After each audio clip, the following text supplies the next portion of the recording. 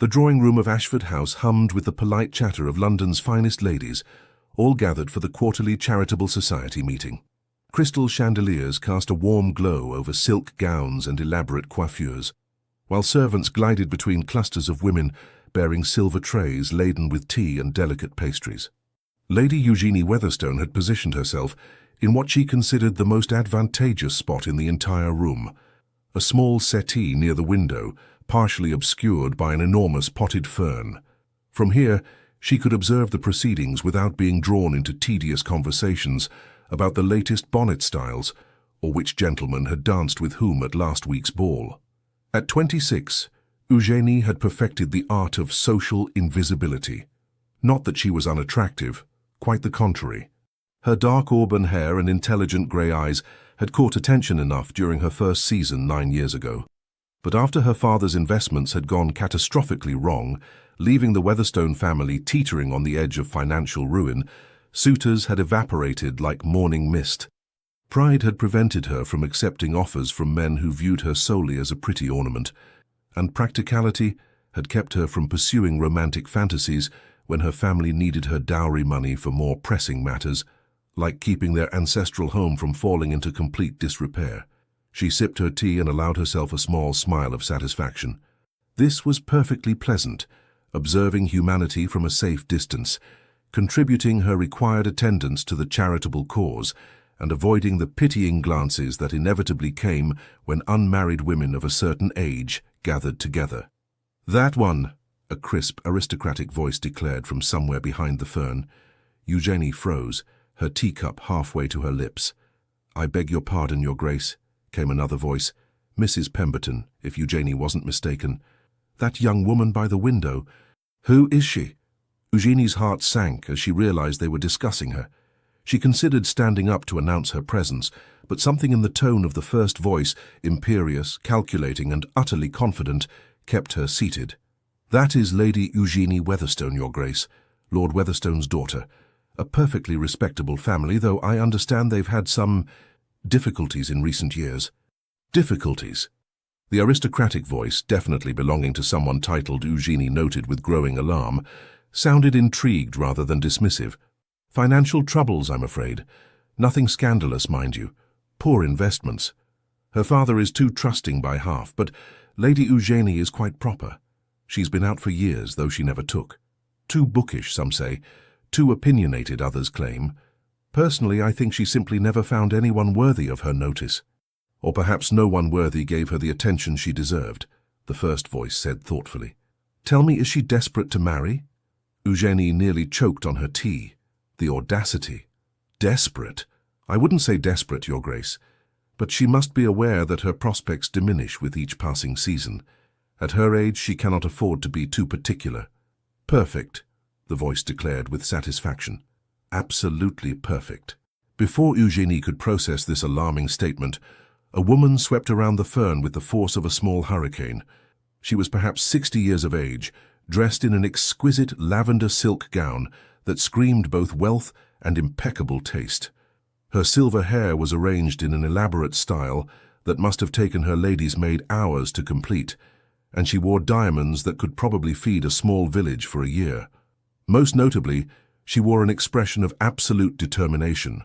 "Lady Eugenie Weatherstone," the woman announced, settling herself onto the settee with the authority of someone accustomed to having her smallest wish obeyed. "I am Winifred Merrow, Dowager Duchess of Silverley, and I have a proposition for you that will sound utterly mad." Eugenie blinked at her, acutely aware that several other ladies had noticed the Dowager Duchess's sudden interest and were now watching their corner with unconcealed curiosity. "Your Grace," Eugenie managed, setting down her teacup before she dropped it. "I'm honored by your attention, but I'm not certain—" "You're unmarried," Winifred interrupted with characteristic bluntness. 26 years old, intelligent, and from what I've observed, entirely too sensible to waste your time with the nonsense these other ladies consider conversation. You also desperately need money, though you're too proud to show it. Am I correct thus far?" Eugenie felt her cheeks flush. "Your Grace, I hardly think—" "Your gloves," Winifred continued, gesturing to Eugenie's hands. "Beautifully made, but you've turned them twice. I can see the faint marks where the original stitching was. Your gown is at least 3 years old, though you've disguised it cleverly with new ribbon. And unless I'm very much mistaken, those are paste pearls at your throat, not the genuine Weatherstone pearls your grandmother was famous for wearing. Your family has sold the real ones, haven't they? The frank assessment, delivered without malice but with absolute certainty, left Eugénie momentarily speechless. She had spent years perfecting her facade of genteel normalcy, and this woman had seen through it in seconds. "I mean no offense," Winifred said more gently, though her eyes remained sharp. "I merely need to ensure you'll understand the value of what I'm about to propose. You see, I have a son." "Congratulations," Eugénie offered weakly. Winifred's lips twitched. "Callum Merrow, Duke of Silverley, 32 years old, devastatingly handsome if I do say so myself, wealthy beyond measure, and possessing absolutely no interest whatsoever in finding a wife. Do you know how many debutantes I've paraded before him over the past decade? Dozens. Beautiful, accomplished young ladies from the finest families in England. He treats them all with perfect courtesy and complete indifference. I'm sorry for your difficulty, Your Grace, but I fail to see how this concerns me." "Because," Winifred leaned closer, her voice dropping to a conspiratorial whisper that somehow carried more weight than a shout, "you are going to pretend to be his fiancée, starting immediately." Eugénie stared at her. "I beg your pardon.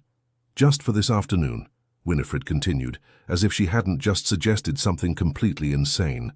"You see, there are several particularly odious women at this gathering who have been hounding me mercilessly about Callum's unmarried state.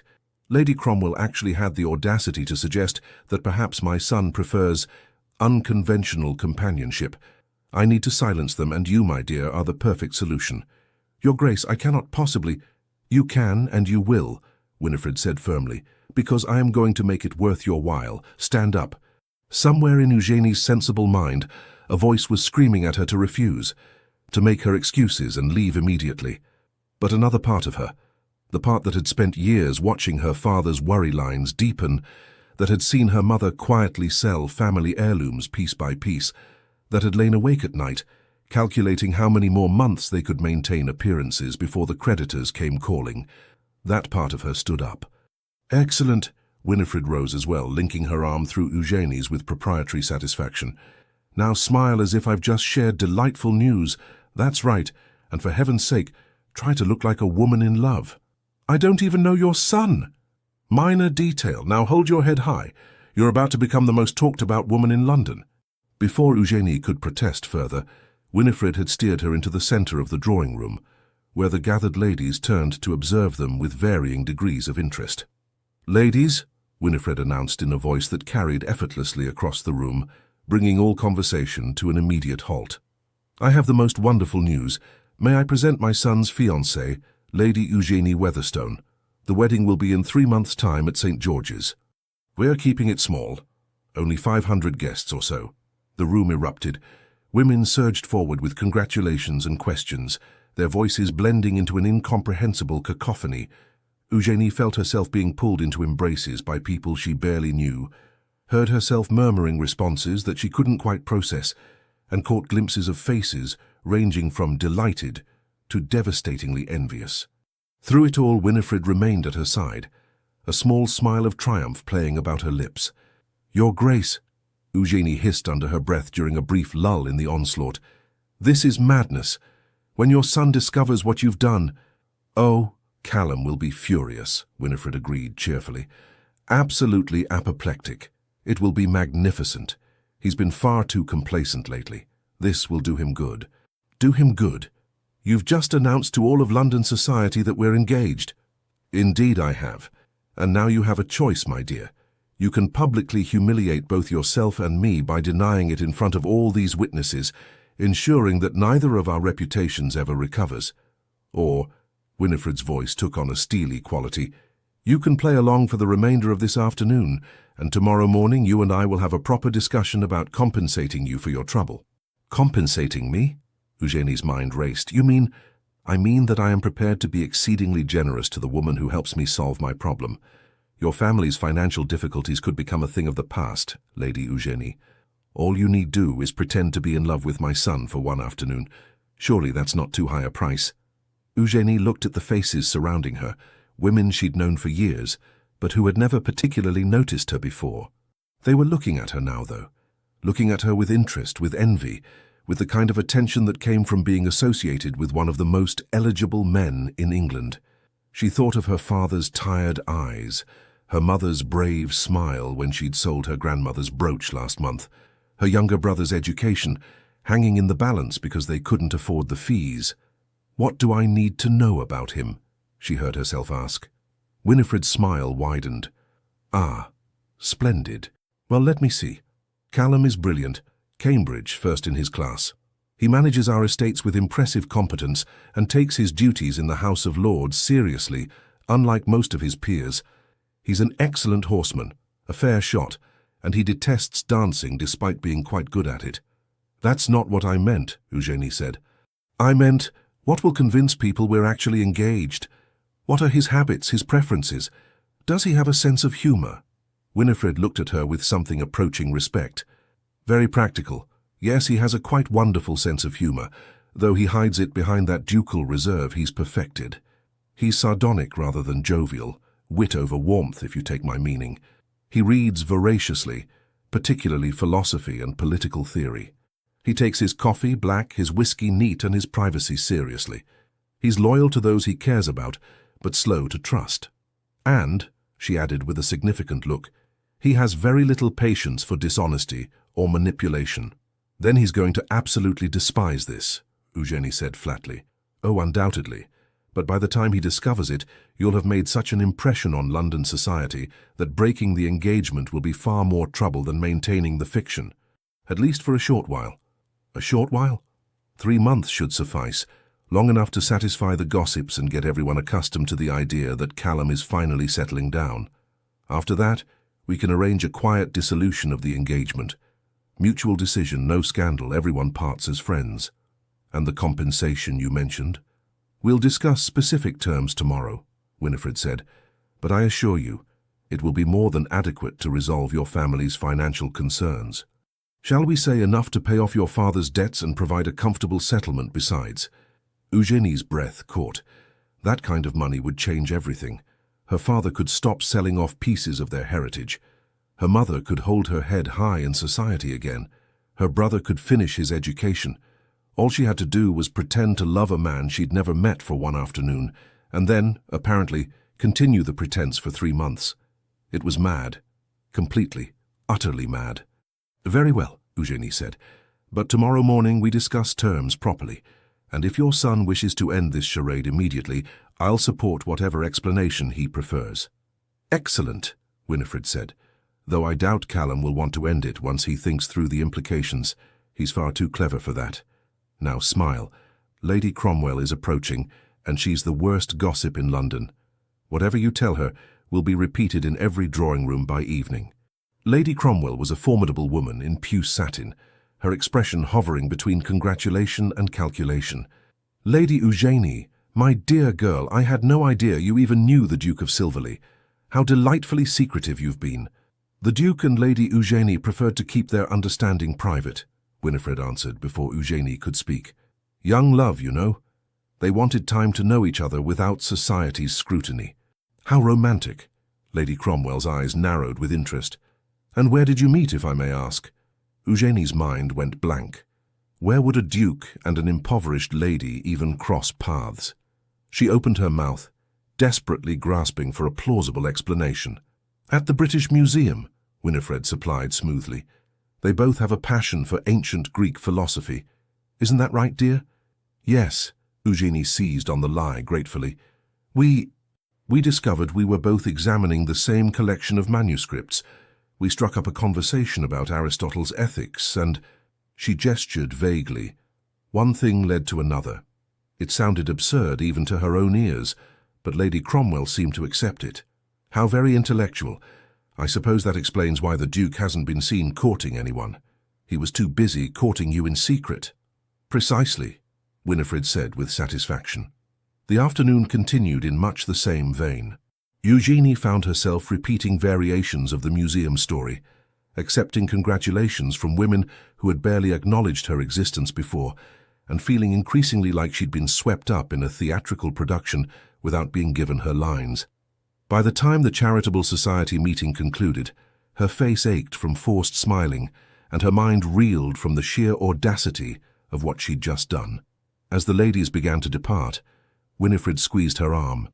"You did beautifully. My carriage will collect you tomorrow morning at 10 o'clock. We'll discuss everything properly then." "Your Grace," Eugenie said quietly, "what happens when your son finds out what we've done?" Winifred's expression turned thoughtful.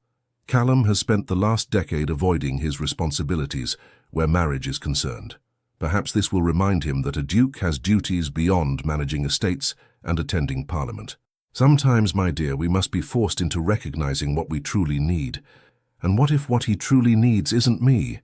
Then we'll have 3 months to discover that, won't we?" Winifred patted her hand. "But I have a feeling you're going to surprise us both. There's more to you than a pretty face and good breeding, Lady Eugenie. I saw it the moment you started asking practical questions instead of swooning over the honor of becoming a duchess. Callum needs someone with intelligence and spine, not another simpering debutante.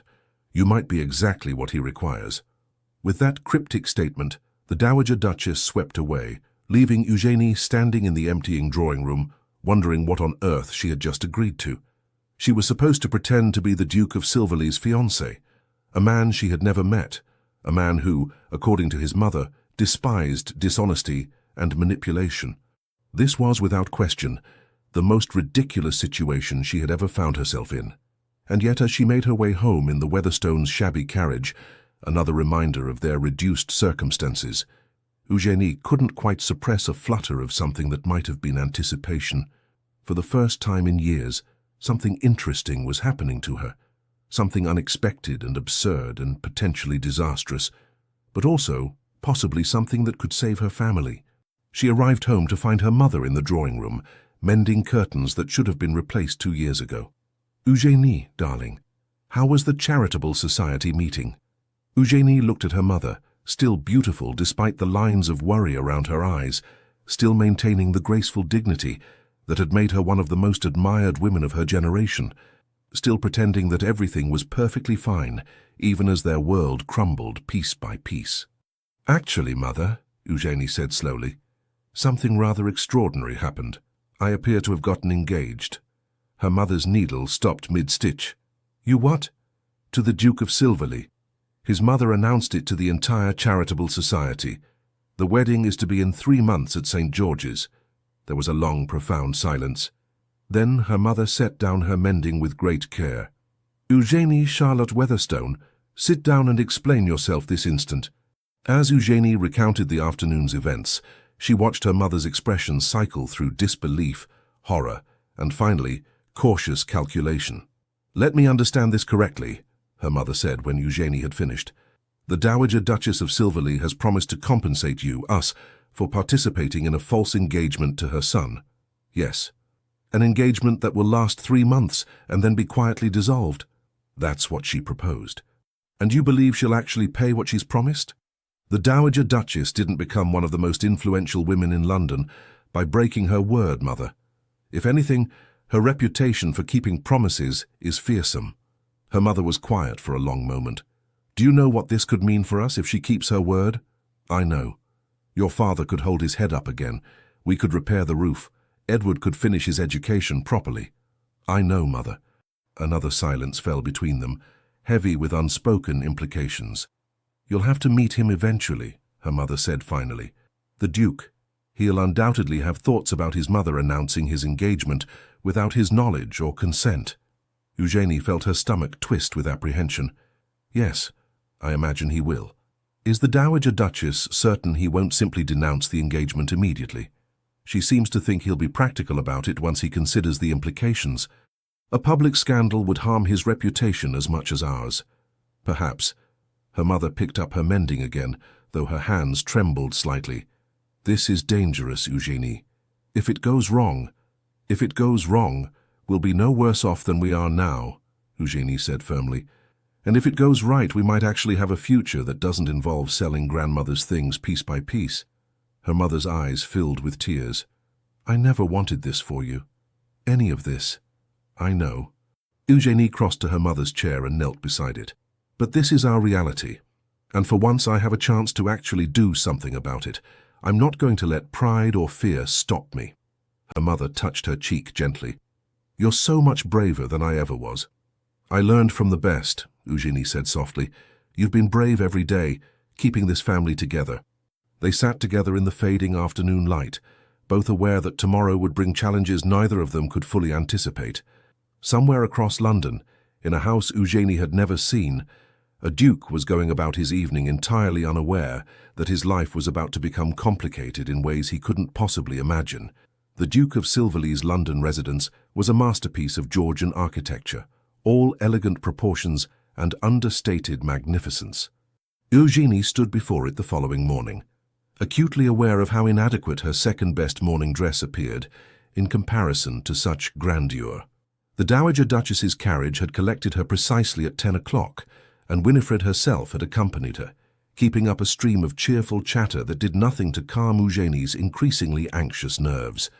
"Remember," Winifred said as they approached the front door, "Callum will bluster and rage. Let him. He needs to work through his temper before he can think rationally. And underneath all that ducal outrage, he's actually quite reasonable." "That's reassuring," Eugenie said faintly. "Also, he may say some rather cutting things. Don't take them personally. He has a tongue like a razor when he's angry, but he's never deliberately cruel." "Your Grace, you're not actually helping," Winifred laughed. "Sorry, dear, I'm simply excited. This is the most interesting thing that's happened in years." They were admitted by a butler, whose expression suggested he had witnessed many interesting things in his time and been impressed by none of them. He led them through an entrance hall that made Eugenie's breath catch. Marble floors, soaring ceilings, artwork that belonged in a museum, and into a study that managed to be both magnificent and oddly comfortable. Floor-to-ceiling bookcases lined the walls, filled with leather-bound volumes that actually looked read rather than decorative. A massive desk dominated one end of the room, covered with neat stacks of correspondence and documents. Morning sunlight streamed through tall windows overlooking a private garden, and standing by one of those windows, reading what appeared to be a letter, was the Duke of Silverley. Eugenie's first thought was that Winifred hadn't exaggerated about her son being devastatingly handsome. Callum Merrow was tall and lean, with dark hair that fell across his forehead in a way that suggested he'd been running his hands through it. His profile was all clean lines and aristocratic angles, high cheekbones, strong jaw, straight nose. He wore no coat, just shirt sleeves and a waistcoat, and even in this casual state of dress, he radiated the kind of authority that came from generations of breeding and power. Then he turned, and Eugenie saw his eyes. Grey-green, intelligent, and absolutely furious. "Mother," he said in a voice of deadly calm, "would you care to explain why I've received 14 messages of congratulation this morning regarding an engagement I knew nothing about?" "Good morning, darling," Winifred said brightly. "How wonderful that word has spread so quickly. Eugenie, may I present my son, Callum Merrow, Duke of Silverley. Callum, this is Lady Eugenie Weatherstone, your fiancée." The temperature in the room seemed to drop several degrees. Callum's gaze shifted to Eugenie, and she felt herself being assessed with the same thoroughness his mother had displayed the day before, but with considerably less warmth. "Lady Eugenie," he said with excruciating politeness, "how unfortunate that we're meeting under such creative circumstances." "Your Grace," Eugenie managed, resisting the urge to curtsy. She might be pretending to be engaged to him, but she'd be damned if she'd act intimidated. "I assure you this situation is as unexpected for me as it is for you." One dark eyebrow rose. "Somehow, I doubt that. Most women who claim to be my fiancée generally have at least a passing acquaintance with me first." "Callum, don't be nasty," Winifred said. "Eugenie is doing us a tremendous favor." "A favor?" His voice could have frozen water. "By participating in my mother's deranged scheme to manipulate me into marriage. How charitable." "I'm standing right here," Eugenie said sharply, her own temper stirring, "and I'm perfectly capable of speaking for myself, Your Grace. So perhaps you could direct your anger where it actually belongs, at your mother, rather than taking it out on me." There was a moment of shocked silence. Then, to Eugenie's surprise, Callum's lips twitched. "Backbone? How refreshing." He crossed to his desk and tossed down the letter he'd been holding. "Very well. Since my mother has decided to stage manage my life without consultation, perhaps someone should explain to me exactly what happened yesterday. Winifred settled herself into a chair as if preparing for a pleasant chat. It's quite simple, really. I observed Lady Eugenie at the Charitable Society meeting. Intelligent, composed, and clearly not interested in the usual social nonsense. Perfect wife material, I thought. So I suggested she pretend to be your fiancé for the afternoon. Suggested, Callum repeated flatly. Well, strongly encouraged. Lady Cromwell was being particularly odious about your unmarried state, and I needed to silence her. Eugenie here was the perfect solution. Perfect. Callum's gaze swung back to Eugenie. And you simply agreed? Without question? Your mother offered compensation, Eugenie said directly, seeing no point in dissembling. My family has financial difficulties. She proposed a business arrangement. I pretend to be engaged to you for 3 months, and in exchange, she provides enough funds to resolve our debts. It seemed straightforward enough. She watched his expression carefully, trying to read his reaction. To her surprise, he looked more intrigued than insulted. Honest, at least, he observed. Most women would pretend to some romantic motive. I'm not most women, Your Grace. And I have no interest in deceiving you about my reasons. No. Apparently you only have interest in deceiving all of London society. But there was less heat in his voice now, more calculation. That was your mother's idea, Eugenie pointed out. I was simply drinking tea and minding my own business when she dragooned me into this scheme. And yet you didn't refuse. No, Eugenie admitted, I didn't. Because my family needs help, and I'm not too proud to accept it when it's offered, even if it comes with strings attached. Callum studied her for a long moment. Then he turned to his mother. 3 months? 3 months, Winifred confirmed. Long enough to satisfy society and get the gossips talking about something else. After that, you and Eugenie can have a quiet dissolution of the engagement. No scandal, no drama. Except that I'll be known as the man who broke an engagement with a respectable young woman, Callum pointed out. That won't exactly enhance my reputation.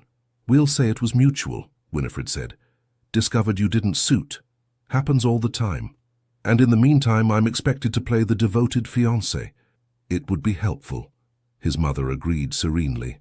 Callum was quiet for a moment, his expression unreadable. Then he moved to pour himself a glass of whiskey from the decanter on his desk. It's 10 o'clock in the morning, Winifred observed. Yes, and I've just discovered I'm engaged to a complete stranger. I believe that warrants morning drinking. He downed half the glass, then looked at Eugenie again. Tell me, Lady Eugenie, are you aware of what being engaged to a duke actually entails? The social obligations, the scrutiny, the endless parade of tedious events you'll be expected to attend at my side. I imagine it's considerably more pleasant than watching my family's home fall apart around us, Eugenie said evenly. Something flickered in his eyes, surprise perhaps or reluctant respect. You're remarkably pragmatic about this. I find pragmatism useful in difficult situations. And this is a difficult situation. Extraordinarily so, Eugenie agreed, but not insurmountable. Your mother is right about one thing. If you denounce the engagement now, it creates a scandal that harms both of us. Better to maintain the fiction for a short time and then end things quietly. 3 months isn't so very long. Callum finished his whiskey and set down the glass with precise care. Very well. I'll agree to this absurd charade on 2 conditions. Which are? Winifred asked. First, we establish clear terms. Lady Eugenie will receive her compensation in stages. 1/3 now to demonstrate good faith, 1/3 at the halfway point, and the final third when the engagement ends amicably. That ensures cooperation from all parties. Agreed, Winifred said promptly. And the second condition? Callum looked directly at Eugenie. You move into this house immediately. What? Eugenie and Winifred spoke simultaneously. If we're going to convince London society that this engagement is real, we need to be seen together, frequently. That means dinners, events, morning rides in the park, all the tedious courtship rituals people expect. It will be far easier if you're living under my roof, with my mother as chaperone, of course. Callum, that's highly irregular, Winifred protested.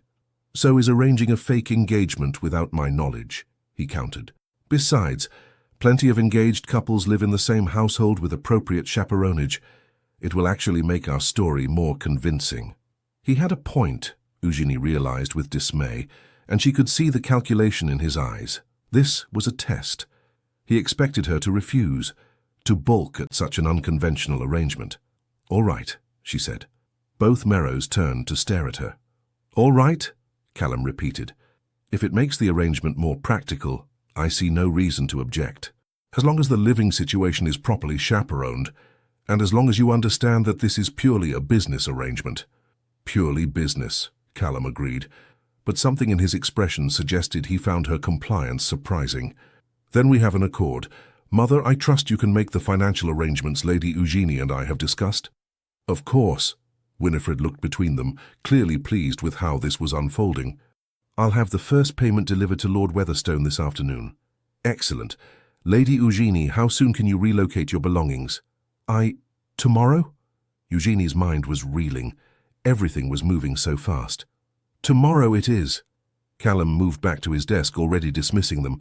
"Mother, please show Lady Eugenie to whatever rooms you think appropriate, and someone should probably notify the staff that we're about to have another resident."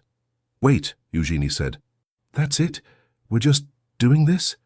Callum looked up, and for the first time she saw a hint of humor in his eyes. "Did you expect more discussion? You've accepted my terms. I've accepted yours. The arrangement is settled, unless you're developing cold feet." "No," Eugenie said quickly. "I simply thought that I'd rage and threaten and throw you out." His smile was sardonic. "I considered it, but as you pointed out, the damage is already done. My mother has ensured that half of London believes we're engaged. Fighting it would only create more problems, so we might as well make the best of this farce." He returned his attention to the papers on his desk. "We'll have dinner together this evening, 7 o'clock. Please dress appropriately. If we're going to convince people we're madly in love, we should probably have at least one proper conversation." It was clearly a dismissal. Eugenie followed Winifred out of the study, her mind churning with everything that had just transpired. In the space of a single morning, she'd gone from impoverished lady to the Duke of Silverlee's fiancée. She was moving into his house. Tomorrow, to spend 3 months pretending to be in love with a man who clearly resented the entire situation. What had she gotten herself into? Moving into the Duke of Silverlee's London residence proved to be considerably more complicated than Eugenie had anticipated. Her mother had spent the entire evening in a state of anxious excitement, alternating between concerns about propriety and relief at the promised financial assistance that had indeed arrived that afternoon, delivered in person by the Dowager Duchess's secretary with a bank draft that had made Eugenie's father's hands tremble. "This is real," he'd said quietly, staring at the paper as if it might vanish. "This is actually happening." "Try not to spend it all at once," Eugenie had said, attempting levity to cover her own anxiety. "I've committed to 3 months of extremely awkward social theatre." Now, watching her meagre belongings being loaded into the Merrow family carriage, she felt the full weight of what she'd agreed to settle over her like a physical thing. "It's not too late to change your mind," her mother said softly, squeezing her hand. "We could find another way." "There is no other way, Mother. We both know that." Eugenie returned the pressure. 3 months. I can survive 3 months of anything." The Duke's residence was even more imposing by daylight. Eugenie was greeted at the door by Mrs. Thornbury, the housekeeper, a formidable woman in her 50s who radiated competent efficiency and barely concealed skepticism about this entire arrangement. "His Grace has instructed that you be given the Rose Suite," Mrs. Thornbury said, as she led Eugenie through marble corridors. "It's traditionally reserved for family members. The Dowager Duchess will be staying in the adjoining rooms." "How convenient," Eugenie murmured. "Indeed." Mrs. Thornbury's tone suggested she had opinions about this entire situation, but was too professional to voice them. "His Grace takes his breakfast in the morning room at 8 o'clock precisely. Luncheon is informal. Most days he's out managing estate business. Dinner is at 7, formal dress required." They reached a set of double doors that Mrs. Thornbury opened with a flourish. The Rose Suite took Eugenie's breath away. The sitting room was decorated in shades of cream and rose, with elegant furniture that looked both beautiful and comfortable. Through another door, she could see a bedroom with a 4-poster bed draped in silk hangings. It was easily 3 times the size of her bedroom at home. "His Grace's private apartments are in the East Wing," Mrs. Thornbury continued. "He values his privacy greatly." The library is on the ground floor. You're welcome to use it, though His Grace requests that volumes be returned to their proper places. The music room is on the second floor, should you play. And please inform me if you require anything for your comfort. After Mrs. Thornbury departed, Eugenie stood in the center of her new sitting room and tried not to feel overwhelmed. This was temporary, she reminded herself. 3 months of play acting, then back to her real life, hopefully with enough money to ensure that life would be considerably more comfortable. A knock at the door interrupted her thoughts. She opened it to find Winifred, looking delighted. "Settling in?" the Dowager Duchess asked, sweeping past her without waiting for invitation. "Excellent. Now, we need to discuss strategy." Strategy for convincing society that you and Callum are genuinely in love. It won't be easy. My son has never shown interest in anyone before. People will be scrutinizing every interaction. Eugenie sank into one of the chairs. "Wonderful. More pressure. Don't be dramatic, dear. I have complete faith in your abilities." Winifred settled across from her. "Now there's a dinner party at Lady Hathaway's tomorrow evening. Excellent opportunity to be seen together in public.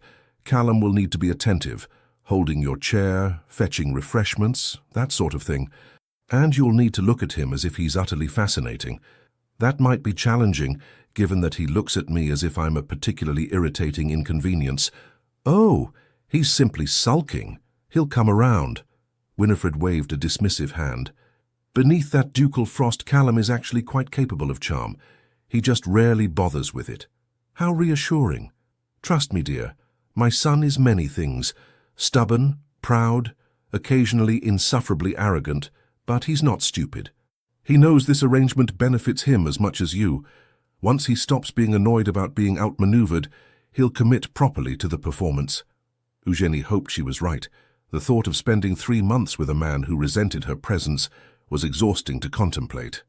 Dinner that evening was precisely as uncomfortable as Eugenie had feared. She'd chosen her best evening gown, emerald silk that had been beautiful 4 years ago and was merely presentable now, and arrived in the formal dining room at exactly 7 o'clock. Callum was already there, dressed impeccably in black evening clothes that made him look like something from a Renaissance painting. Devastatingly handsome and completely unapproachable. He rose when she entered, which was proper, but the gesture felt mechanical rather than courteous. "Lady Eugenie. Punctual. I appreciate that in a person. I try not to waste other people's time," she replied, taking the seat the footman held for her, "even when I'm being forced into their company through maternal scheming." His lips twitched. "At least we agree on something." The first course was served, a delicate soup that Eugenie barely tasted. The silence stretched between them, broken only by the quiet clink of silver on china. Finally, Callum spoke.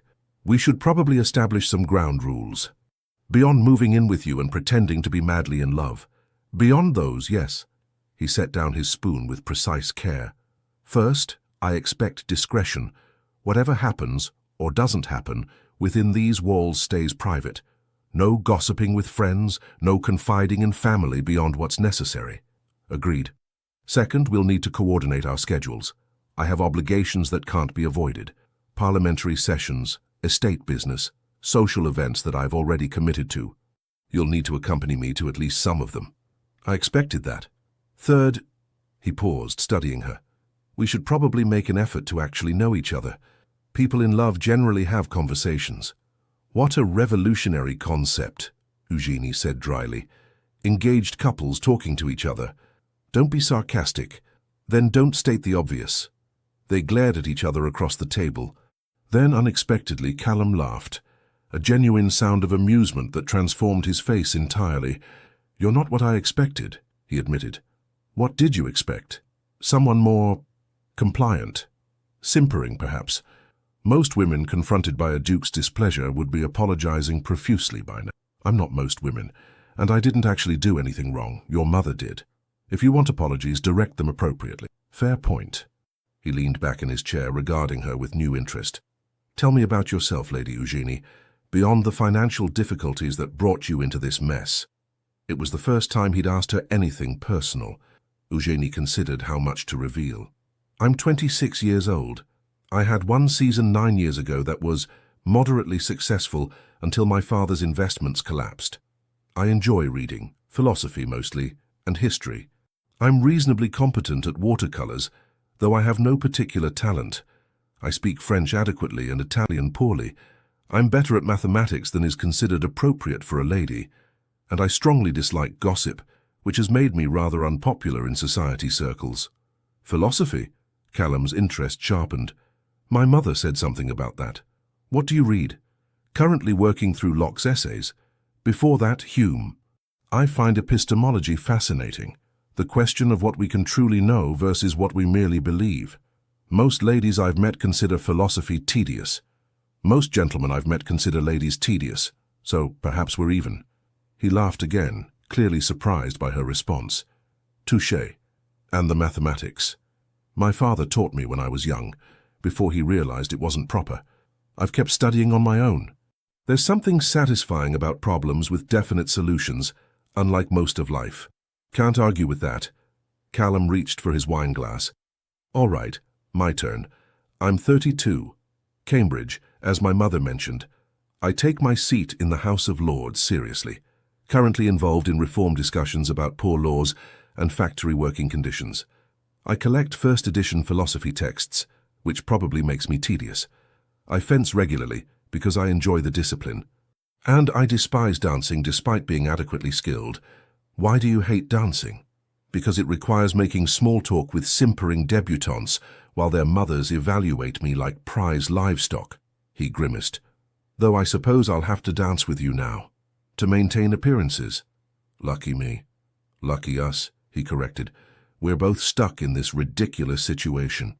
The main course arrived, roasted duck with vegetables, and they ate in more comfortable silence. Eugenie found herself relaxing slightly. Callum Merrow might be arrogant and clearly resentful of this engagement, but he was also intelligent and surprisingly honest. There were worse qualities in a temporary fiancé. Lady Hathaway's dinner party tomorrow, Callum said after a while. Are you prepared for that? It will be your first proper appearance as my fiancé. As prepared as one can be for public deception. You'll need to stay close to me. Answer questions about our courtship consistently. Stick to the British Museum story my mother invented. And for heaven's sake, try to look at me occasionally as if I'm not completely insufferable. That might require considerable acting skill. I have complete faith in your abilities, he said, echoing his mother's earlier words with obvious sarcasm. Likewise, Your Grace, I'm sure you can manage to look besotted for a few hours. I'm a duke. I can manage anything when necessary. What a humble attitude. I prefer confident. They finished the meal with increasingly comfortable banter, and Eugenie realized with some surprise that she was actually enjoying herself. Callum Merrow was sharp-witted and had a bone-dry sense of humor that appealed to her. When he wasn't being coldly formal, he was actually rather likable. Dangerous thought, that. This was a business arrangement, nothing more. She couldn't afford to forget that. After dinner, Callum escorted her to the library, an enormous room that made her gasp with delight. Books lined every wall, floor to ceiling, more volumes than she'd ever seen outside of a university. You're welcome to read anything here, Callum said, watching her reaction with amusement. Though I'd appreciate volumes being returned properly. They're organized by subject and author. Of course. Eugenie moved along the shelves, reading titles with growing excitement. You have Aristotle's complete works, and Plato, and... Is that a first edition of Descartes? It is. He pulled the volume down and handed it to her. Careful with it.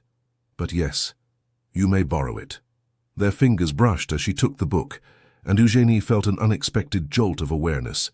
She pulled back quickly, clutching the volume like a shield. Thank you. You're welcome. If he'd noticed her reaction, he gave no sign. I generally spend evenings here when I'm not required elsewhere. Feel free to join me or not, as you prefer. I don't expect us to be constantly in each other's company. That would be exhausting. Agreed. He moved toward the door, then paused. Lady Eugenie, for what it's worth, you're handling this situation with considerably more grace than I expected. I apologize if I was unduly harsh this morning. It was unexpected enough to leave her momentarily speechless. Thank you, Your Grace. Callum, he said, if we're supposed to be engaged, you should probably use my given name, at least in private. Callum, then, and you should call me Eugenie. Very well. Good night, Eugenie. Good night." After he left, she sank into one of the library chairs and released a shaky breath. This was going to be more complicated than she'd anticipated, because against all reason and common sense, she was beginning to like Callum Merrow, and that was absolutely the last thing she needed. Lady Hathaway's dinner party was exactly the sort of glittering social event that Eugenie had avoided for years. The drawing room blazed with candlelight, reflecting off jewels and silk gowns. London's most influential families had gathered, ostensibly for dinner, but really to observe the Duke of Silverley and his mysterious new fiancé. Eugenie could feel their eyes on her the moment she entered on Callum's arm. He'd called for her earlier, looking devastatingly handsome in his evening clothes, and offered his arm with formal courtesy that somehow still managed to convey reluctance. "Remember," he'd murmured as they descended to the carriage, "stay close, smile occasionally, and try not to look like you'd rather be anywhere else. I'll do my best not to embarrass you. I'm more concerned about you being devoured by the social piranhas. They're going to circle the moment we enter." He wasn't wrong. The moment Lady Hathaway finished her effusive greetings, they were surrounded by curious guests, all asking variations of the same questions. How did you meet? When did you realize you were in love? When is the wedding? Callum handled it with practiced ease, his hand at the small of Eugenie's back, a gesture that appeared possessive but felt oddly protective. "Lady Eugenie and I discovered we share intellectual interests," he said smoothly. "Everything else followed naturally." "How romantic," Lady Pemberton cooed. "And so unlike you, Your Grace. We'd quite given up hope of you ever settling down. Apparently I simply needed the right motivation." His tone was perfect, warm enough to suggest genuine affection, but not so effusive as to be unbelievable. Eugenie found herself impressed despite herself. Throughout dinner, Callum played his role flawlessly. He held her chair, ensured her wineglass was filled, and engaged her in conversation about philosophy that was actually interesting rather than merely performative. To any observer, they appeared to be a couple genuinely fascinated by each other. "You're quite good at this," Eugenie murmured during a lull in conversation. "Years of practice at social deception," he replied quietly. "Every duke learns early how to appear charming while feeling nothing whatsoever. How exhausting." "Exceedingly." His eyes met hers and something flickered in them, sympathy perhaps. "Though I suspect you understand that. Playing roles for society's benefit." Before she could respond, Lady Cromwell descended on them with her daughter in tow, a pretty blonde girl who looked barely 18 and absolutely miserable. "Your Grace, Lady Eugenie, how delightful to see you both.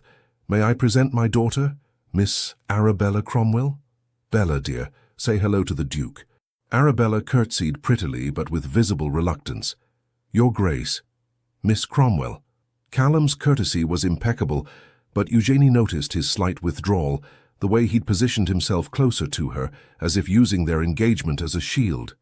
"Bella has been so looking forward to this season," Lady Cromwell continued obliviously. "Though, of course, now that Your Grace is engaged," she trailed off meaningfully.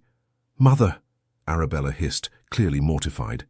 Eugenie felt a surge of sympathy for the girl. "Miss Cromwell, that's a lovely gown. The color suits you beautifully." Arabella's expression brightened. "Thank you, Lady Eugenie. I chose it myself. Mother wanted me in white, but I insisted on the blue." "Quite right, white is so insipid." They chatted for a few moments about fashion, and Eugenie noticed Callum watching her with an expression she couldn't quite read. When Lady Cromwell finally dragged her daughter away to meet other potential suitors, he leaned closer. "That was kind of you." She looked uncomfortable. "I remember what it was like being paraded around like livestock. Hence your sympathy for my earlier complaint about dancing." "Precisely." The evening continued in much the same vein. Eugenie found herself actually enjoying parts of it, particularly when she and Callum managed to find a quiet corner and discuss the political reform bill he was working on. He was passionate about improving conditions for factory workers, and his arguments were well-reasoned and compelling. "Most people don't expect dukes to care about such things," he said. "They assume we're all too busy enjoying our privilege to notice suffering. But you're not." "No. Perhaps because my father made sure I understood that privilege comes with responsibility. Power should serve purpose, beyond personal gratification." "That's quite progressive thinking."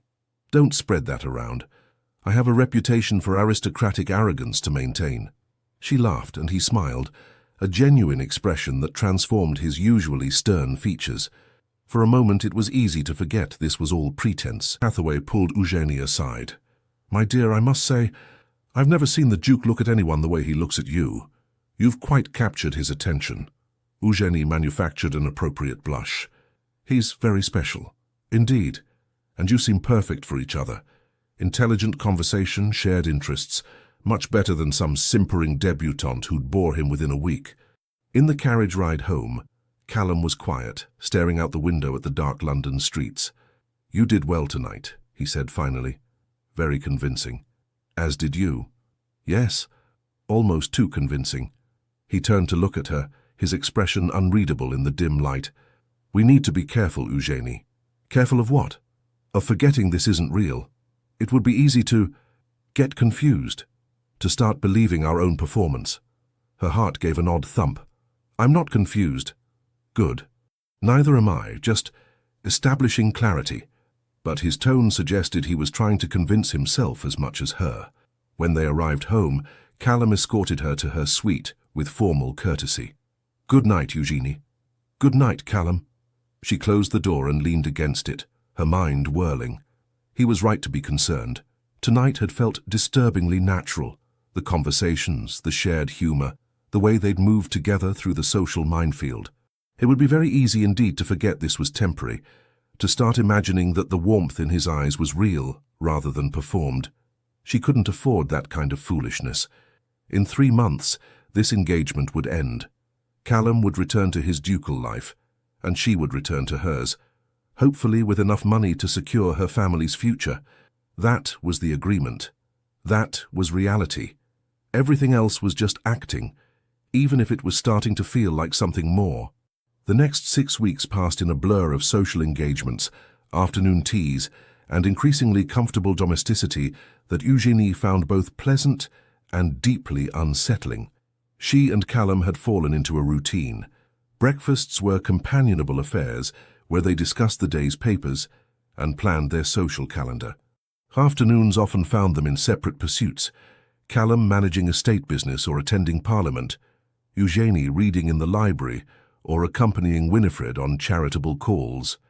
Evenings varied between social obligations and quiet hours in the library, where they'd sit in separate chairs reading but somehow still together. It was all terrifyingly domestic. "You realize people are starting to believe this," Winifred observed one afternoon as she and Eugenie took tea in the drawing room. "The engagement, I mean. Even the skeptics are convinced." "Isn't that the point?"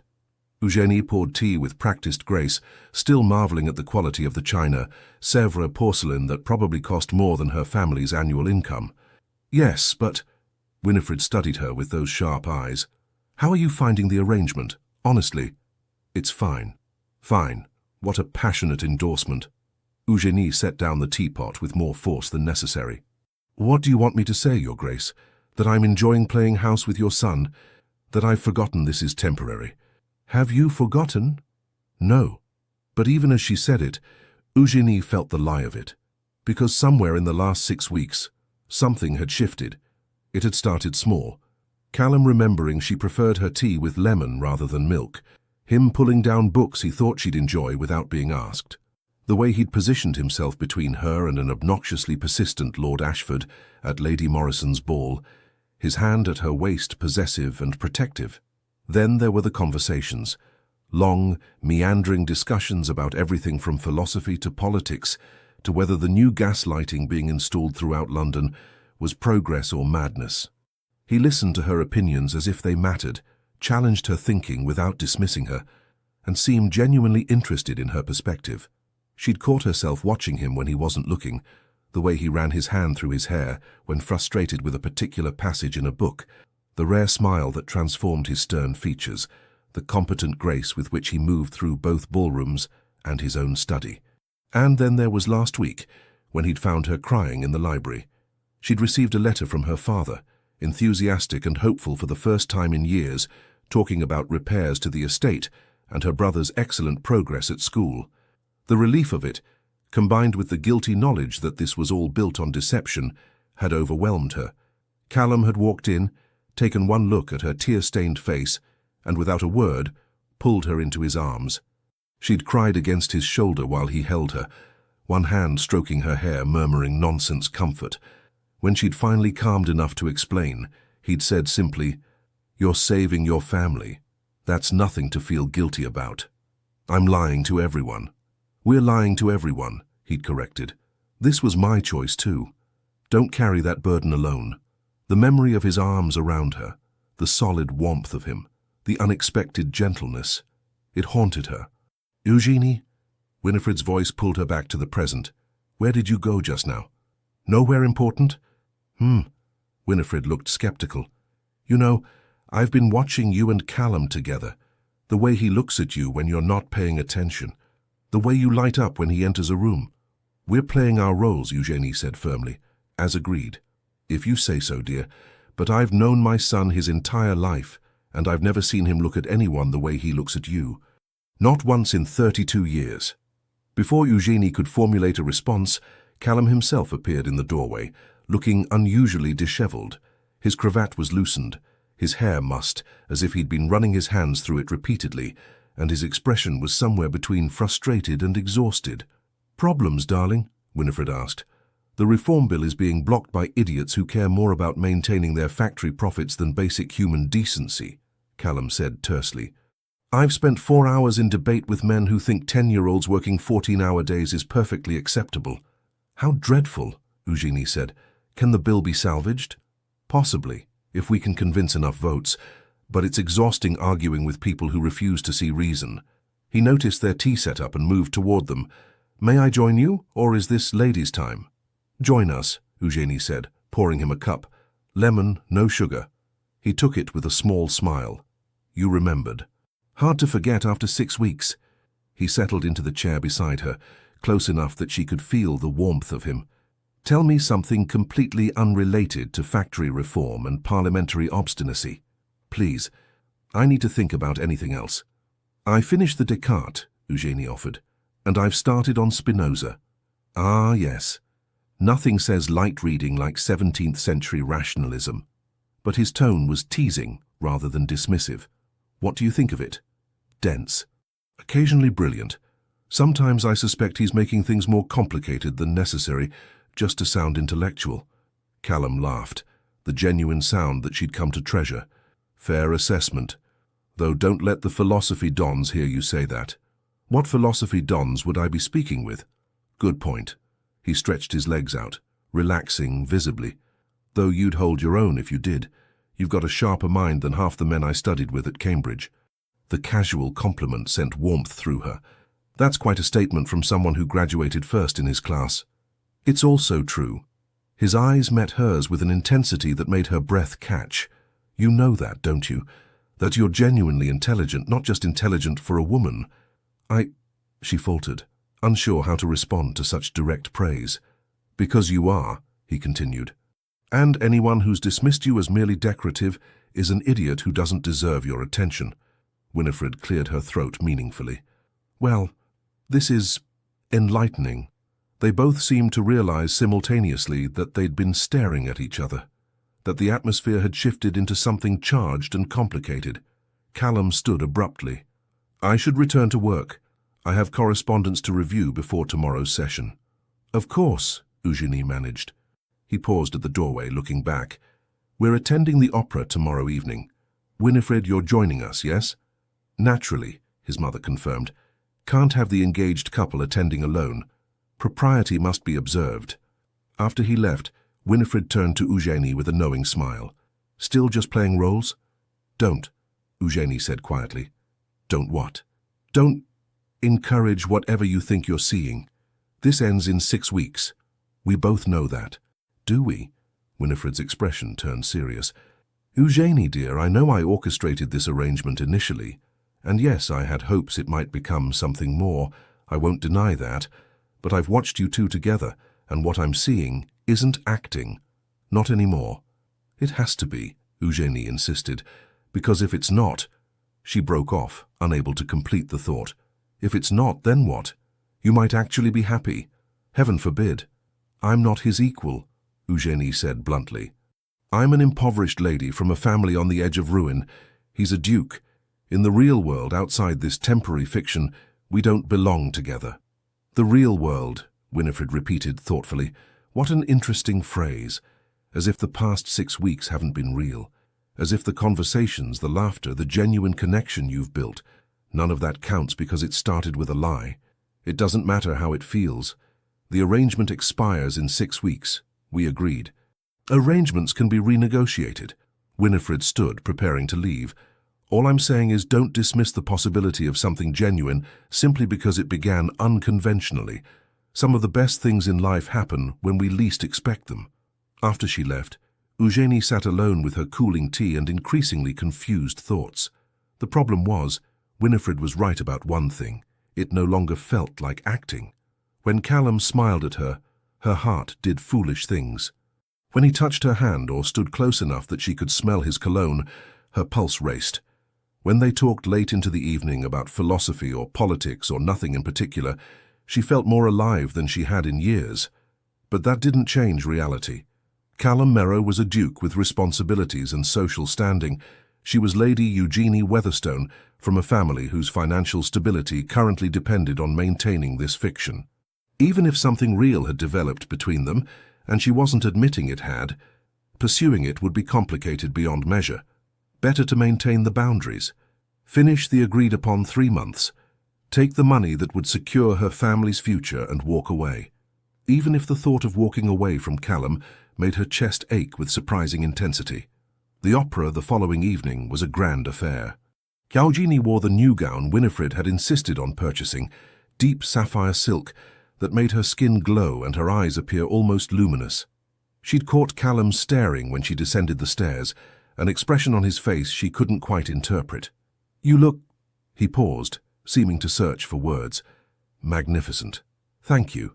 She'd wanted to say something equally complimentary about how devastatingly handsome he looked in his evening clothes, but the words stuck in her throat. The Merrow family box at the Opera House was positioned perfectly, visible to the entire theatre but elevated enough to provide some privacy. As they settled into their seats, Eugénie was acutely aware of the eyes upon them. "Ignore them," Callum murmured, leaning close enough that his breath stirred her hair. "They're just curious. Let them look." The opera was Mozart's Don Giovanni, dramatic and passionate, and somehow entirely too appropriate for Eugénie's current state of mind. She tried to focus on the music, the spectacular staging, anything other than Callum's presence beside her. But she could feel him, the warmth of his arm nearly touching hers on the shared armrest, the way he shifted slightly closer during the more dramatic passages, as if unconsciously seeking proximity, the occasional glance in her direction that made her pulse race. During the interval, they remained in the box while Winifred went to greet acquaintances. Alone for the first time that evening, the silence between them felt heavy with unspoken things. "Are you enjoying the performance?" Callum asked finally. "Very much. Mozart was a genius." "Agreed, though Don Giovanni himself is rather insufferable. Completely. A rake and a scoundrel. Yet somehow compelling," Callum observed. "That's the genius of it, making us fascinated by someone who should be purely despicable. I prefer to find compelling people who are actually worth my attention." He turned to look at her fully, something intense in his eyes. "And have you found anyone compelling?" The question hung between them, loaded with meaning. Eugénie felt her heart hammering. Perhaps, he repeated softly. "Not a definitive answer. I'm not certain definitive answers are wise in my current situation." "No, I suppose they're not." He looked like he wanted to say more, but Winifred returned with several acquaintances in tow, and the moment dissolved. The second half of the opera passed in a blur. Eugénie couldn't focus on the stage. She was too aware of Callum beside her, of the tension thrumming between them, of the impossible situation they'd created. In the carriage ride home, Winifred maintained a steady stream of chatter about who had been at the opera and what they'd been wearing, but Eugénie barely heard her. She stared out the window at the London streets passing by, trying to sort through her tangled emotions. When they arrived home, Callum walked her to her suite as had become their custom, but tonight he didn't simply wish her good night and leave. Instead, he stood in her doorway, looking conflicted. Eugenie, I need to... He trailed off, running a hand through his hair in that familiar gesture of frustration. Need to what? I need to be honest with you about something. This situation, this arrangement, it's become complicated, she finished for him. Yes. He looked relieved that she understood.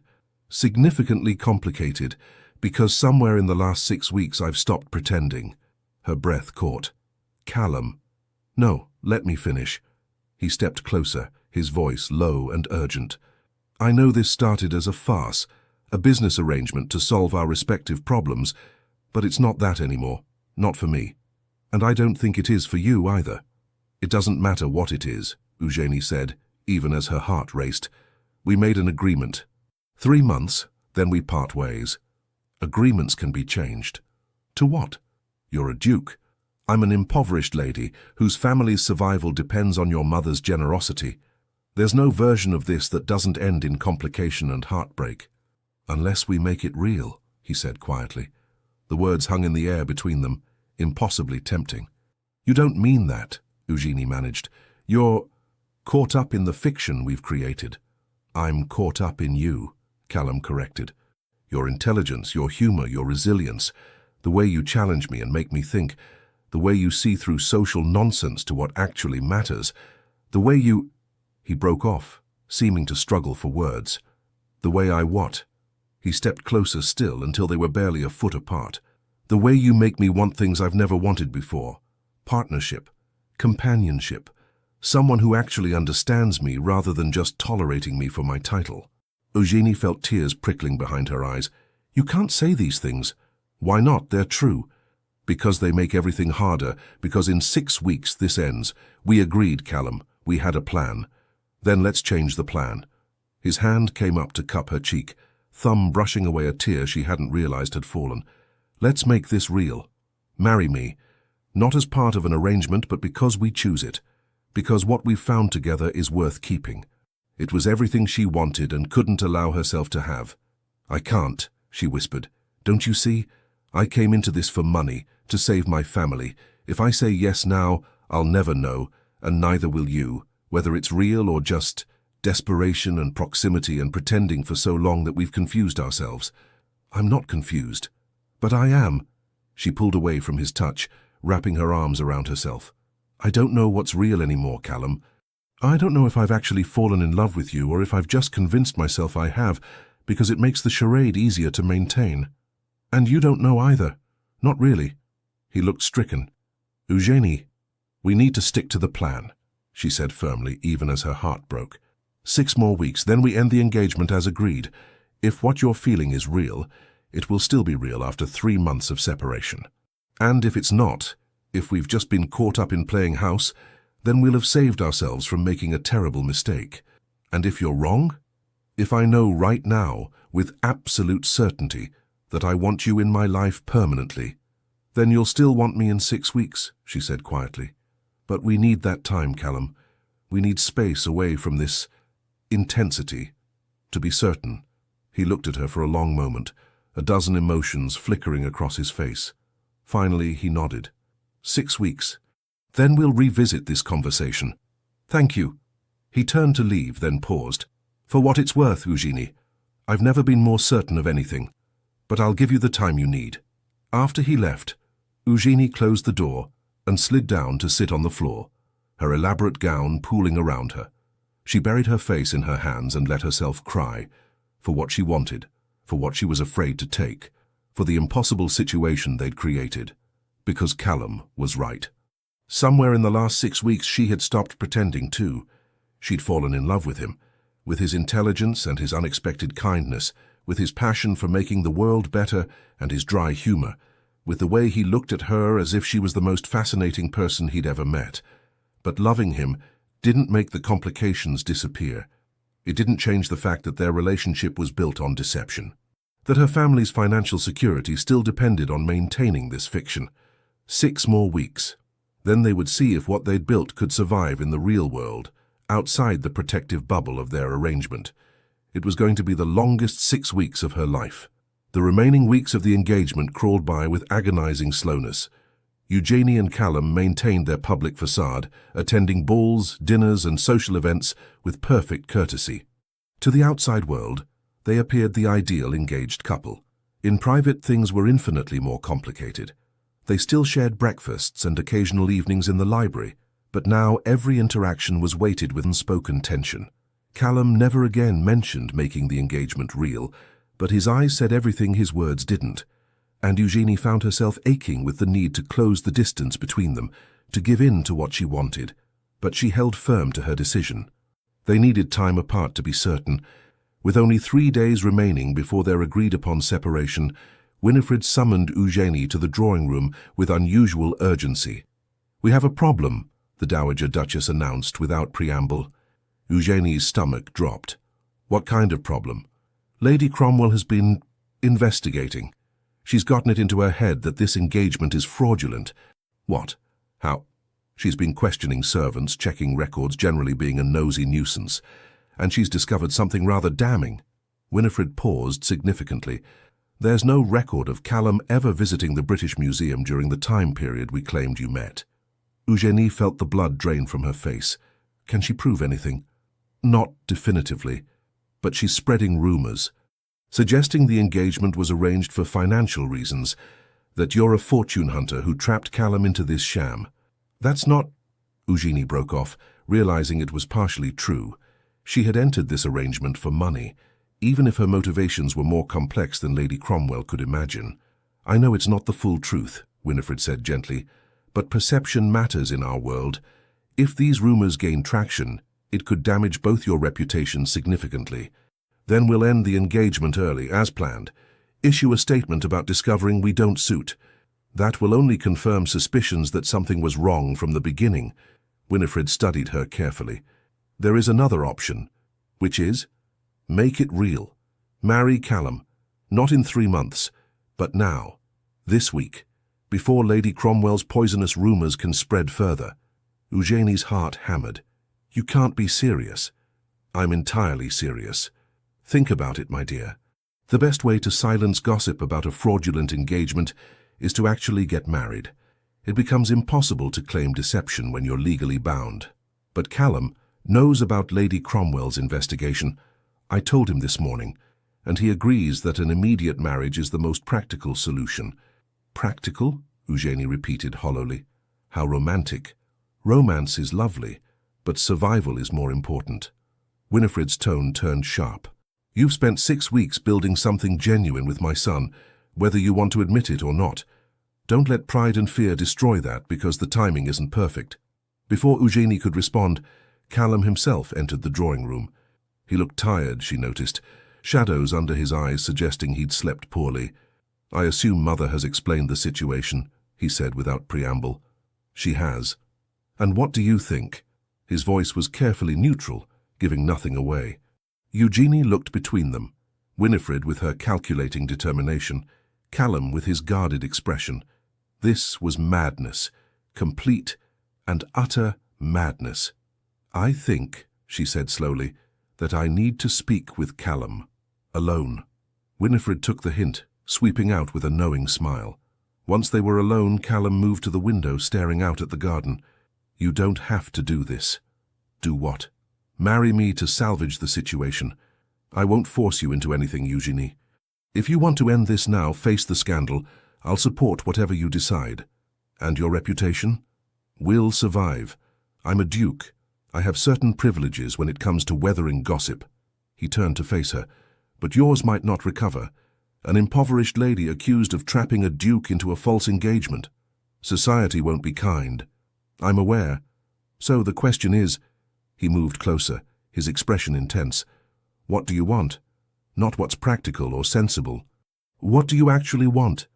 It was the most direct question anyone had ever asked her, and standing there looking at Callum Merrow, this complicated, brilliant, unexpectedly tender man who'd somehow become the center of her world, Eugenie realized she was tired of lying, to society, to Winifred, to herself.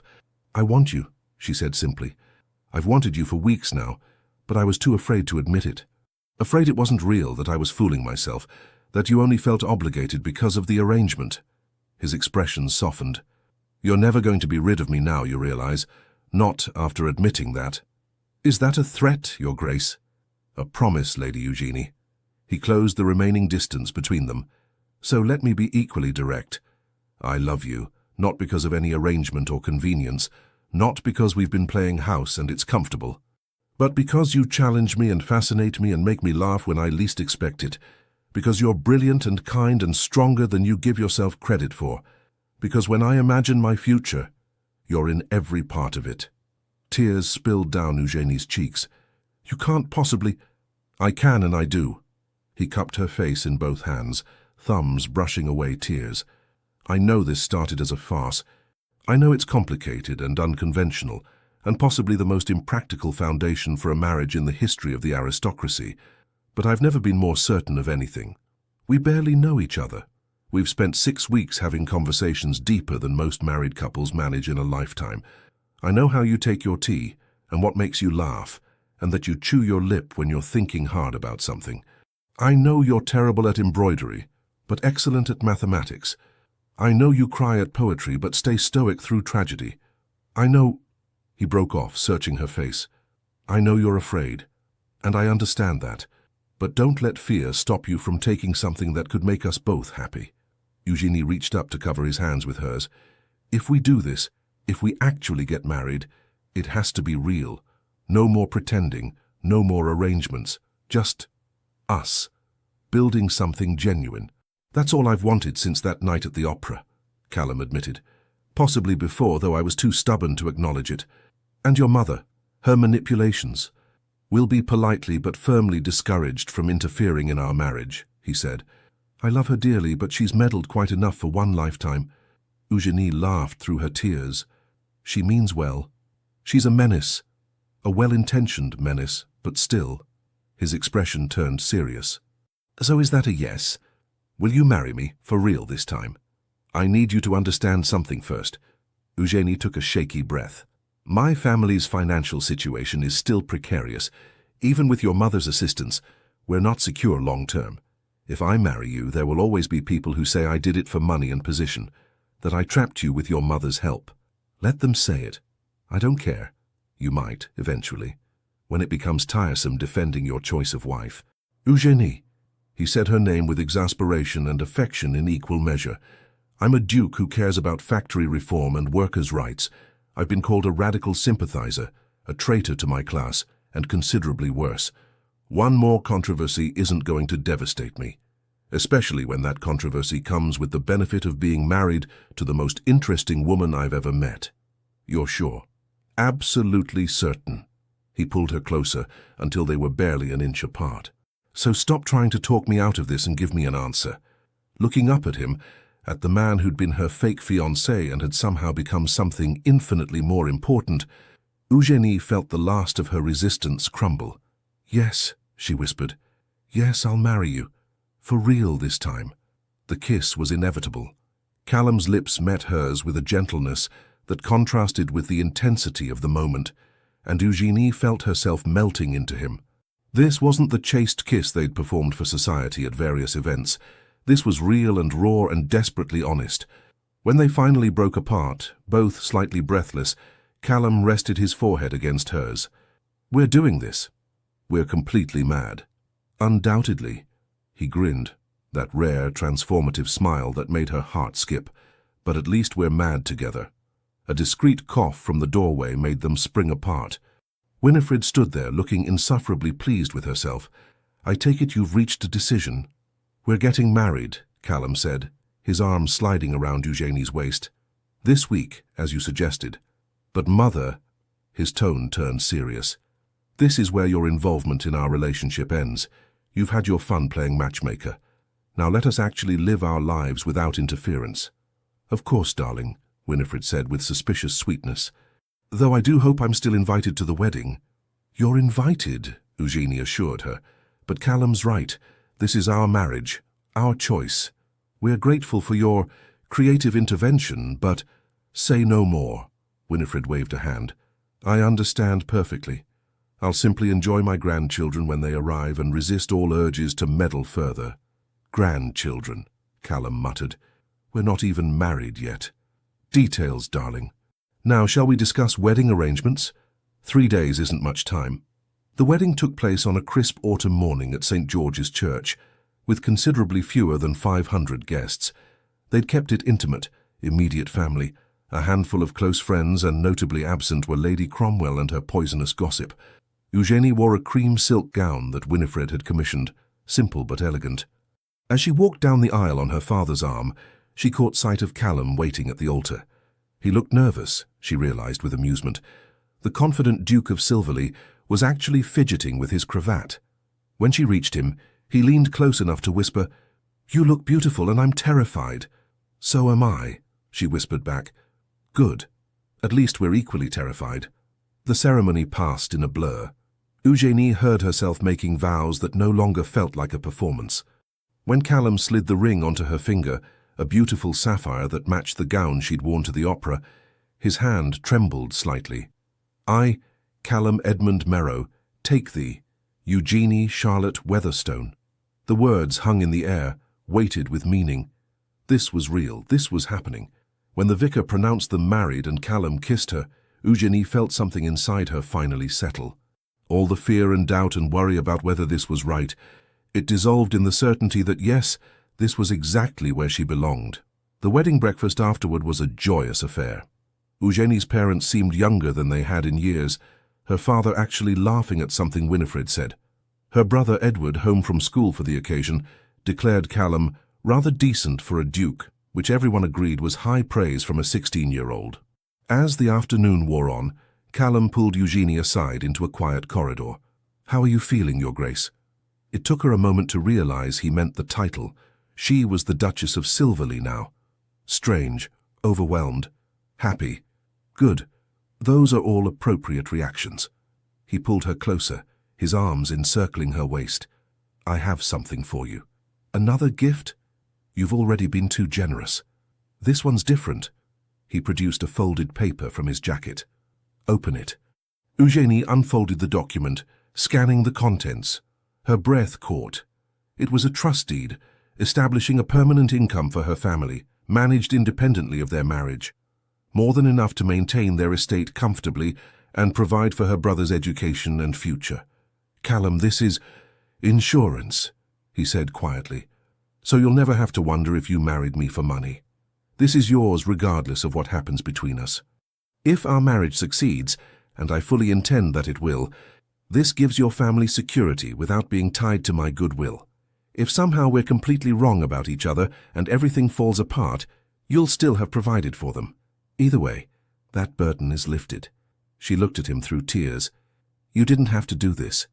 "Yes, I did, because I need you to know that I want you here as my wife, as my partner, because I love you, not because you need my money or my protection.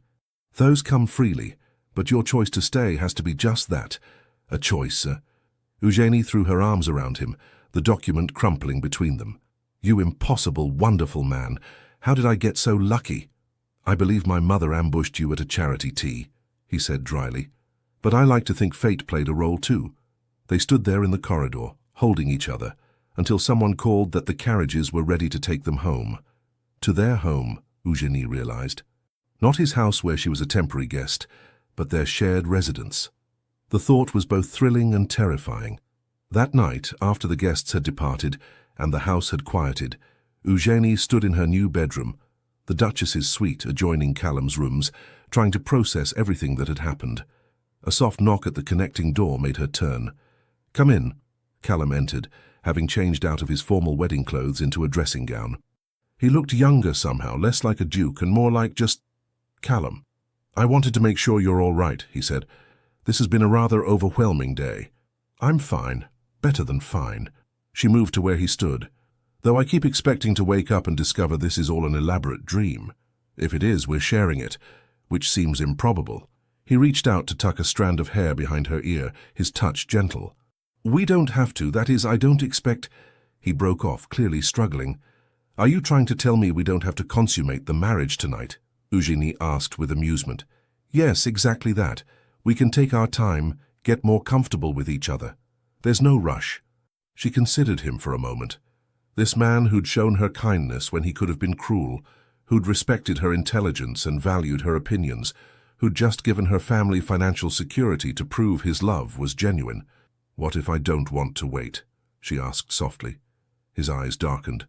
"Eugenie, we've been pretending for months, Callum, maintaining careful distance even when we wanted more. I'm tired of pretending, tired of being careful." She moved closer until they were nearly touching. "We're married now, actually married. I don't want our wedding night to be another exercise in restraint." "Are you certain?" His voice had gone rough. "Because once we cross this line—" "I'm certain." She reached up to cup his face, drawing him down to her. "I love you. I choose this. I choose you. No more doubts."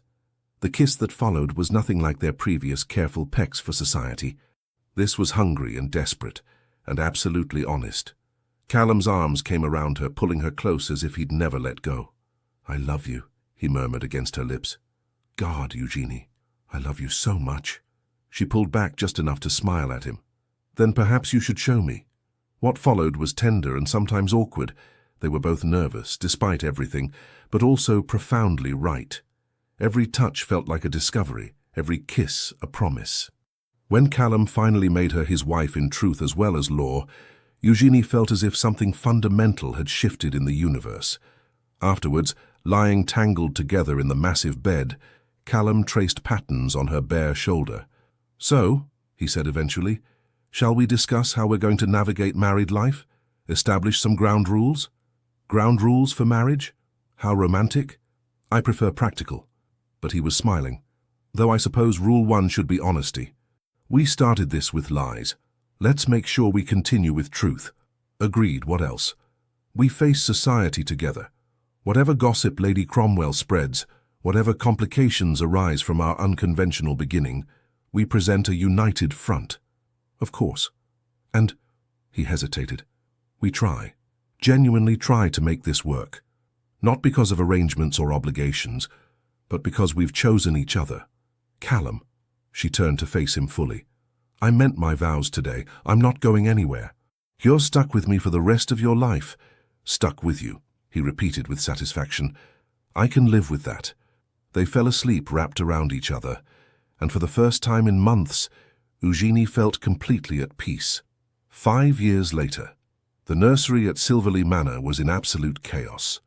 Eugenie stood in the doorway, watching her husband attempt to wrangle their 3-year-old son, Thomas, while simultaneously preventing their 1-year-old daughter, Catherine, from eating the building blocks. "No, Thomas, we don't throw toys at Papa's head, even if it's tempting," Callum was saying with admirable patience. "And Catherine, darling, blocks are for building, not dining. We've discussed this." Catherine responded by shoving another block toward her mouth with determination. "Need assistance?" Eugenie asked with amusement. Callum looked up, his hair completely disheveled and his cravat nowhere to be seen. "Your children are menaces. They're only my children when they're misbehaving. When they're good, they're yours." "They're never good," Callum said, but his tone was fond. He scooped up Catherine before she could succeed in eating the block. "Though I suppose they are rather wonderful menaces." Thomas chose that moment to launch himself at Eugenie, who caught him with practiced ease. "Mama, Papa says we can go to the village if we promise to behave." "Did he now?" "I'm already regretting it," Callum admitted, "but they've been cooped up inside all week due to rain. They need to run wild somewhere that isn't my study." "Your study that they're banned from after the Great Ink incident?" "We don't speak of the Great Ink incident." Eugenie laughed, pressing a kiss to Thomas's dark hair, so like his father's. "All right, village it is, but actual good behavior, Thomas, not your interpretation of good behavior." An hour later, they were walking through the village, Catherine perched on Callum's shoulders, and Thomas running ahead under strict instructions to stay where they could see him.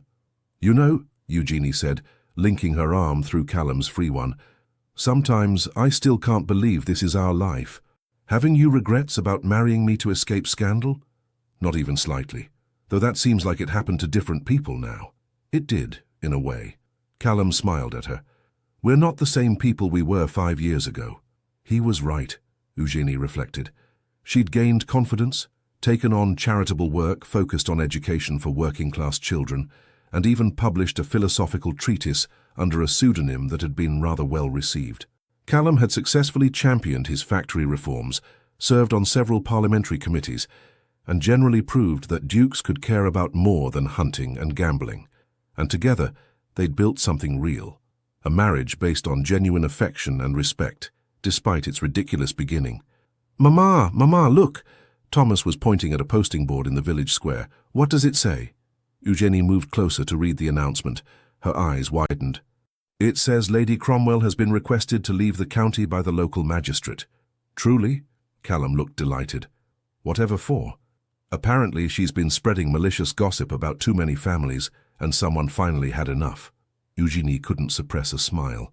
"The woman who tried to destroy our reputation has herself been destroyed by her own poisonous tongue. Karma is real," Callum observed with satisfaction, "though I can't say I'm surprised." She made enemies of everyone. They continued their walk, the children happily chasing each other around the village green, while Eugenie and Callum watched from a nearby bench. "Do you ever miss it?" Callum asked suddenly. "Your old life before all this?" Eugenie considered the question seriously. Did she miss being Lady Eugenie Weatherstone, impoverished and invisible? The quiet loneliness of being overlooked by society? "Not even a little," she said honestly. "I have everything I never knew I wanted. Purpose, partnership, a family, you." "Good," he pulled her closer, "because I'm rather attached to keeping you around." "Rather attached? What passionate language, Your Grace." "Would you prefer if I wrote you poetry? Serenaded you publicly?" "God, no, I prefer you exactly as you are. Pragmatic, occasionally insufferable, and mine." He kissed her temple. "Yours. Always yours." Thomas chose that moment to tumble spectacularly, scraping his knee and immediately wailing. Eugenie hurried over while Callum dealt with Catherine, who decided this was an excellent time to try climbing a tree. Later, back at home with the children finally settled for their nap, Eugenie and Callum found themselves in the library, still their favorite room, still where they spent their quiet evenings together.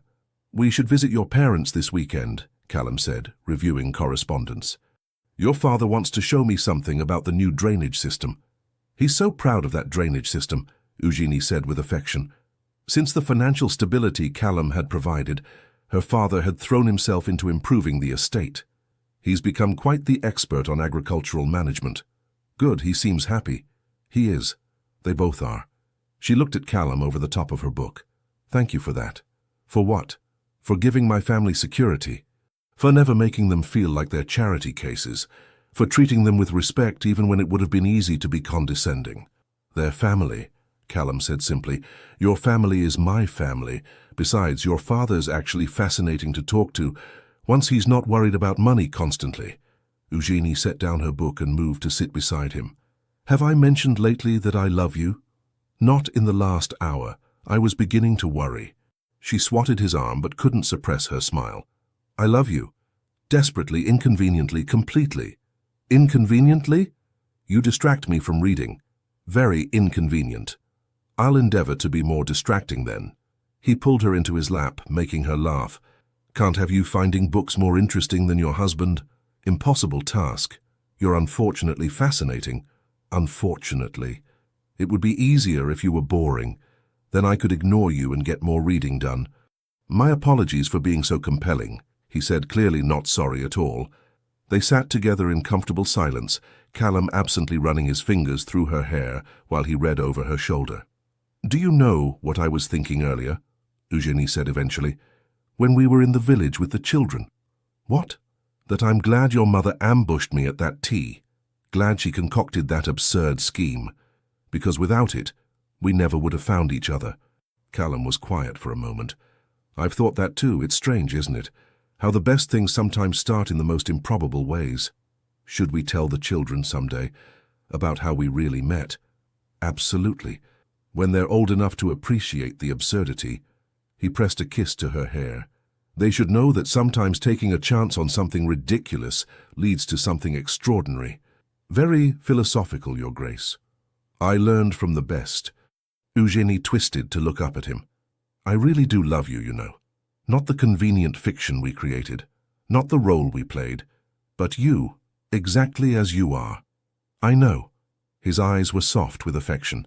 "I've known it since that night you cried in this library and let me hold you. Since you trusted me with your fear and uncertainty. That's when I knew this was real. Not when I agreed to marry you. That's when I hoped. But trust? That's when I knew. They sat together as the afternoon light faded, talking about everything and nothing. Upcoming social obligations, Callum's latest parliamentary efforts, the children's antics, plans for the future. And Eugenie thought, not for the first time, that she was extraordinarily lucky. Not because she'd married a duke, though that certainly had its advantages, but because she'd married this particular man. Someone who challenged and supported her, who made her laugh and made her think, who'd given her a partnership she'd never dreamed possible. Their story had started with a lie whispered at a tea party. It had become a truth worth fighting for, and she wouldn't change a single ridiculous, improbable moment of it. The end. Thank you so much for staying with us until the very end of this whirlwind romance. If this story made you laugh, cry, or believe in love all over again, please show your support by liking, commenting, subscribing, and sharing it with fellow lovers of historical tales. It means the world to us and keeps our little storytelling corner alive and thriving.